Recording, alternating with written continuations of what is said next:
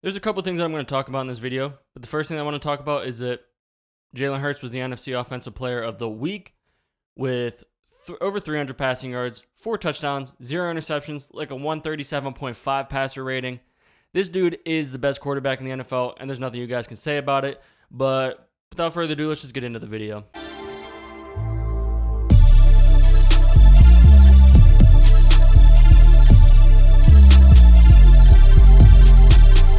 What's going on, everyone? Welcome to another episode of the Philly Willy Podcast. And in today's episode, there's multiple things that I want to talk about. But the first thing I want to talk about is Jalen Hurts getting NFC Offensive Player of the Week. But before we get into that, if you guys are new to the channel, make sure you guys are hitting that subscribe button. Make sure you guys are hitting that like button. Make sure you guys are leaving comments down in the comment section below if you want to talk about the Philadelphia Eagles or football in general. But with that being said, let's talk about Jalen Hurts. So he got the NFC Offensive Player of the Week, as I said 1,000 times in this video already. But he threw for over 300 yards, 310 or something like that, 313. I can't remember the exact number. 4 touchdowns, 0 interceptions, like a 137.5 or 135.7 passer rating. This dude went out there and lit it up. Yeah, I know it was a close game, but he did his job on offense. Jalen Hurts is the best quarterback in the NFL. And I know a lot of people aren't going to like it, but you're going to have to face it. Jalen Hurts is the best quarterback in the league.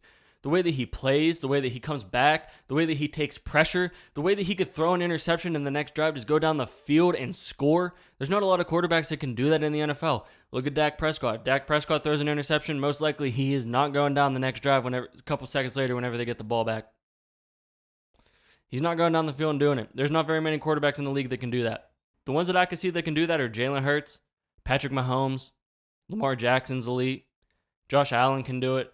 But there's not very many, and Jalen Hurts is on the top of that list. And Jalen Hurts, in my opinion, is the best quarterback in the NFL. And a lot of people say, well, Jalen Hurts can't pass. Jalen Hurts can't do this. He's just a running back. Dude, Jalen Hurts can pass. Shut your mouth. There was a tweet here by Elliott Short Parks about Jalen Hurts' completion percentage and his yards per game between this year and last year. He has a higher completion percentage than 2022, and he also has more yards per game passing than 2022, and he's on pace for more touchdowns. So if last year people were saying that he couldn't pass or that he wasn't a good player, this year he's on pace to do better. A lot of people were sitting there saying, oh, Jalen Hurts is having a regression year. What regression year? He's on pace to have better stats. His team has 1 loss, 7-1. Like, where's the regression?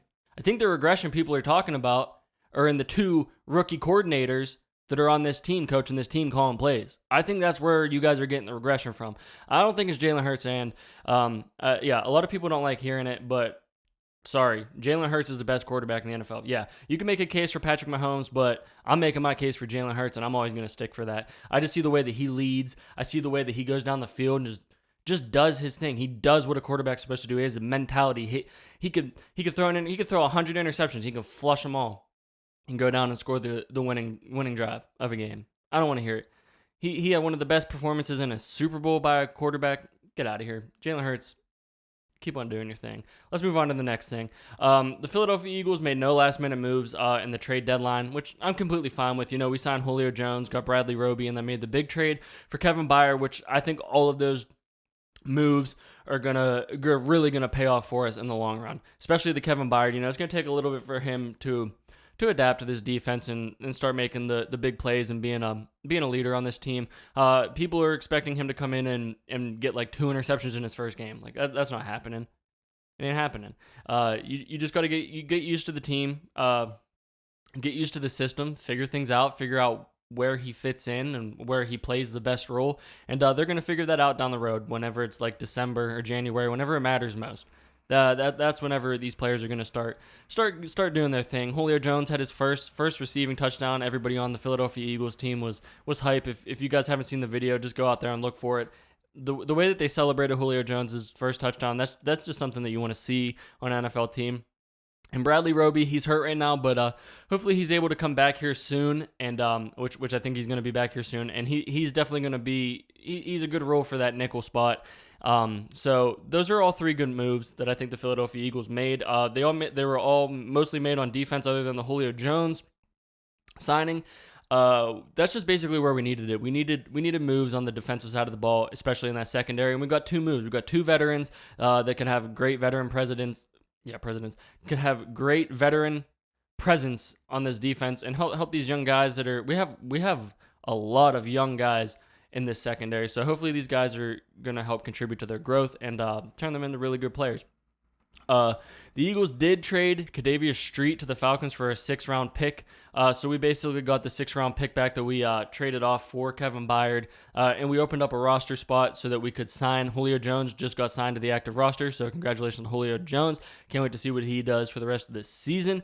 And then also, the Philadelphia Eagles open up the 21 practice day for Cam Jurgens. I'm excited for this. Hopefully he can come back here soon because, Sua Opeta hasn't been playing too bad, but he's just been playing okay, and it would be nice to get Cam Jurgens back so that we have that solid offensive line back that we had more towards the beginning of the season, and that Jalen Hurts just has more protection. Not that Sua Opeta has been doing bad, but Cam Jurgens I feel like he's a level above Sua Opeta, so that would always be nice to get him back, but they opened up that 21-day practice window, so they should be getting them back into the mix here soon. So we'll just be looking out for that. Sorry about that. My microphone was being weird.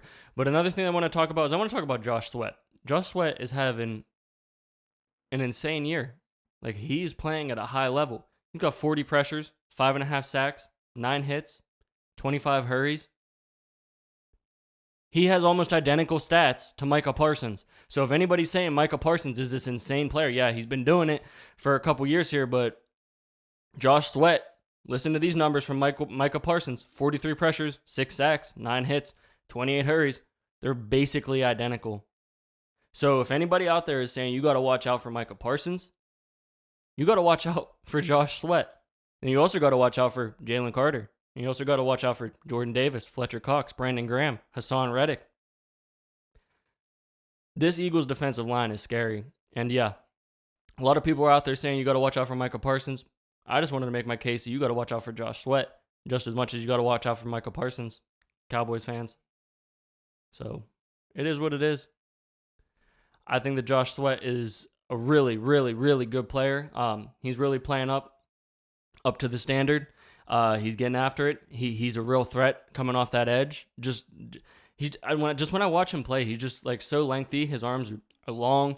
He just gets after the quarterback. Like, I feel like there's a lot of plays where I'm just looking, and Josh Sweat is either getting a sack or he's making that quarterback run out of that pocket, or causing him to run into somebody else or somebody else gets a sack. Josh Sweat, props to him, man. He is playing out of his mind. He's playing good. He has stats like Micah Parsons. So if Micah Parsons is elite, Josh Sweat is elite. And we got to start making that conversation. So just see what happens later on in the season and see where these numbers end up. And we'll just keep on watching that. All right. I don't know. My microphone keeps messing up. It's kind of making me a little bit irritated. But before it messes up again, let me just finish this video off. The last thing that I want to talk about is the 49ers. They traded a 3rd-round pick for Chase Young off of the Washington Commanders. I think it was a good move. I'm not too worried about it.